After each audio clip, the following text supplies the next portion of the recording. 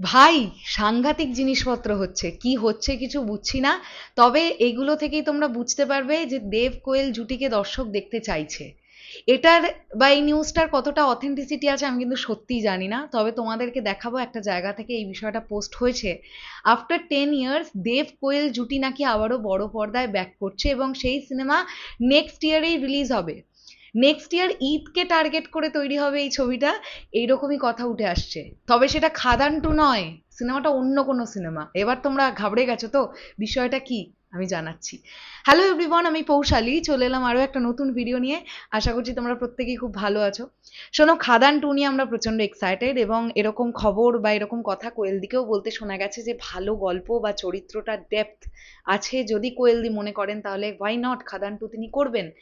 আর সত্যি কথা বলতে কি, খাদান টু এর প্রস্তাব তো কোয়েলদির কাছে গেছে, এটা তো দেবদার তরফ থেকেই আমরা শুনতে পেয়েছি, কোয়েলদি নিজেও বলেছেন। এখন অনেকটা দেরি আছে, এই প্রজেক্টটা তো এক্ষুনি এক্ষুনি হয়ে যাচ্ছে না। এখন খুব সম্ভবত নয় গল্প নয় স্ক্রিপ্টিং লেভেলের কাজ চলছে। তো এমনটা এক্ষুনি ভেবে নেওয়ার কিছু নেই যে খাদান টুতে আমরা কোয়েলদিকে দেখতে পাবো না, হতেই তো পারে আমরা কোয়েলদিকেই খাদান টুতে দেখতে পেলাম। সেটা সময় কথা বলবে। কিন্তু তার আগে একটা ঘটনা ঘটেছে, আমি তোমাদেরকে দেখাই।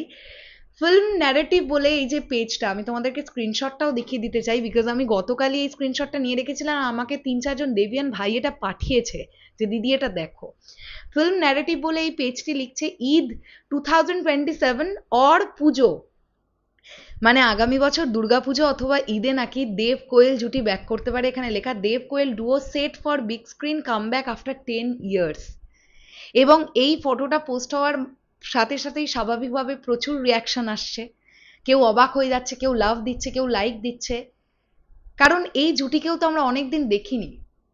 নিশ্চয়ই তোমাদের মনে আছে কিছুদিন আগে দেবদা এবং কোয়েলদি যখন ওই রিয়েলিটি শো এর ওই ইভেন্টটায় পারফর্ম করলেন, কোন ইভেন্টটায় দেখলাম বলো তো? কোয়েলদিকে রেড কালারের ড্রেস পরে দেবদার সঙ্গে, ওই যে যেখানে দেবদা অনেকজন নায়িকাকে একসঙ্গে নিয়ে পারফর্ম করলেন। তোমরা একটু আমায় মনে করে দাও, আমার এক্ষুনি মনে আসছে না। সেখানে সবচাইতে বেশি ক্রেজ উঠেছিল দেবদা এবং কোয়েলদির ওই রিমঝিমে ধারাতে, প্রেমের কাহিনী। আমরা কিন্তু কেউ ভুলিনি ভাই, কেউ ভুলিনি।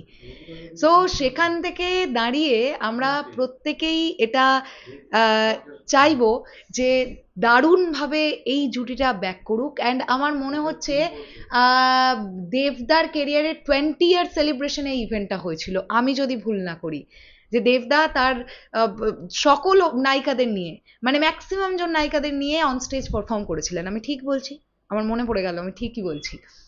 তো এই জুটিকে কিন্তু দর্শক দেখার জন্য অবশ্যই উদগ্রীব হয়ে আছে, এটা নিয়ে কোনো ডাউট নেই। তো দেখা যাক, সামনে এগোই, কি হচ্ছে না হচ্ছে, যা খবর পাবো তোমাদের সঙ্গে শেয়ার করব।